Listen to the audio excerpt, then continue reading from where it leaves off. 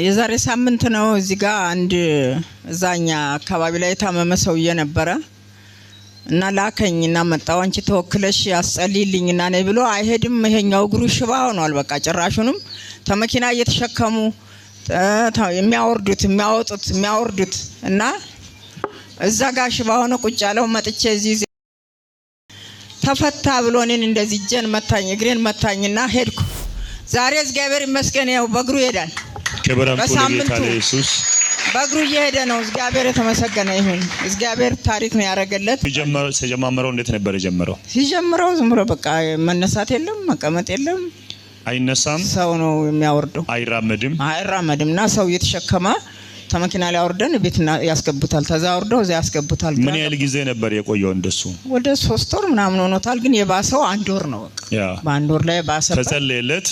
አሁን ይራመዳል። ዘይት ገዝቼ በዘይቱ ጸለይክልን እግሬን እንደዚህ ወክለሻል ብለህ እባካችሁ አታሳርፉ። ለንጉስ መስገን ይኸው ቆሞ ይሄዳል። ከዚህም በላይ ማጨብጨብ፣ ፉጨት፣ እልልታ ለኢየሱስ። ሃሌሉያ። ይርማል ይራመዳል። እግዚአብሔር ያደረገልኝ ለኔ ኒያሴ ወር ነው 2016 ላይ ልጄ በጣም ታሞ ሁሌ ሆስፒታል ይሄዳለሁ።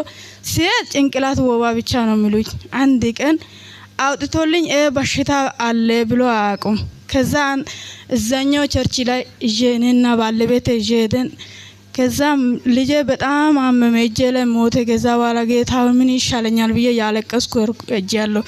ሄጄ ወደ አንተ ሄድኩት ጉባኤ ካለቀ ከወጣ በኋላ ይሄ ልጅ ከተጸለየኝ በኋላ ልጄ ከዳነ መታችሁ ለሁለት መሰከራላችሁ ብለህ ነበርክ።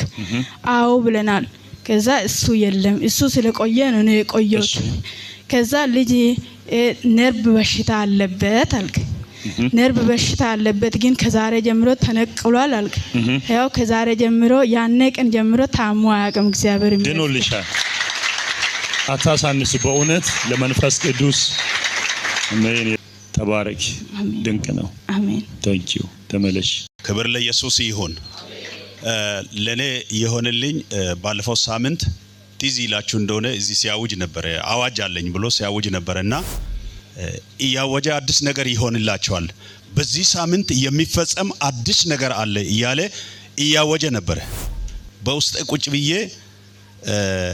መንጃ ፍቃድ ለኔ አለኝ። መንጃ ፍቃዱን ይዤ ያለው መንጃ ፍቃድ እንዲታደስ ከሰጠው መስከረም ወር ላይ ነው መንጃ ፍቃድ የሰጠሁት።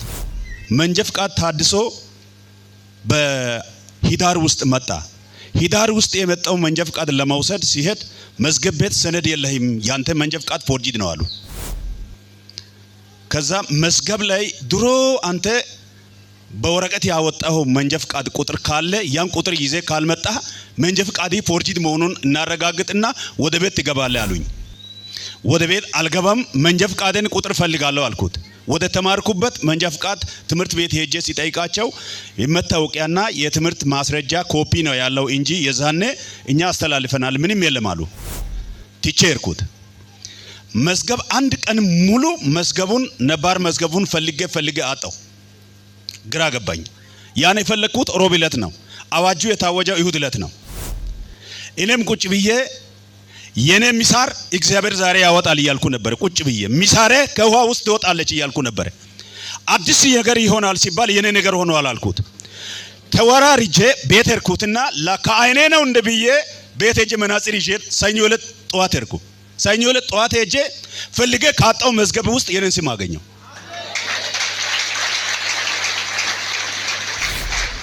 ልክ ከዛ በኋላ መንጃ ፍቃድን ቁጥር ካገኘው በኋላ ወስጄ ይሄው የኔ ቁጥር ተገኝቷል ብዬ ሲሰጠው በዛ ቁጥርም ጠፋ።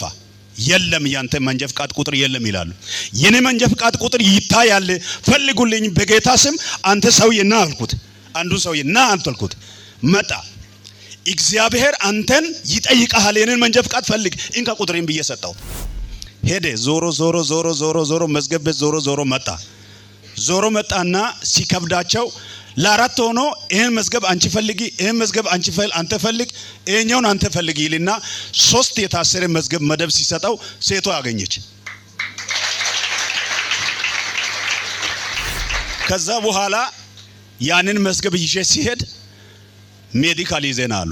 ሜዲካልማ እኔ አመጣለሁ አልኩትና ሮጬ ሄጄ ከሚኒለም ሜዲካል ይዤ መጣሁ እና መንጃ ፈቃድን ይዤ መጣሁ። ለኔ ይሄ ታምር ነው። ክብር ለጌታ ይሁንለት። ለኔ የሆነልኝ በአዋጅ ሰዓት ነው። ይህ ነው ለኔ የሆነልኝ። አመሰግናለሁ። እግዚአብሔር ዘመንን ይባርክ። የሚገርም ነው።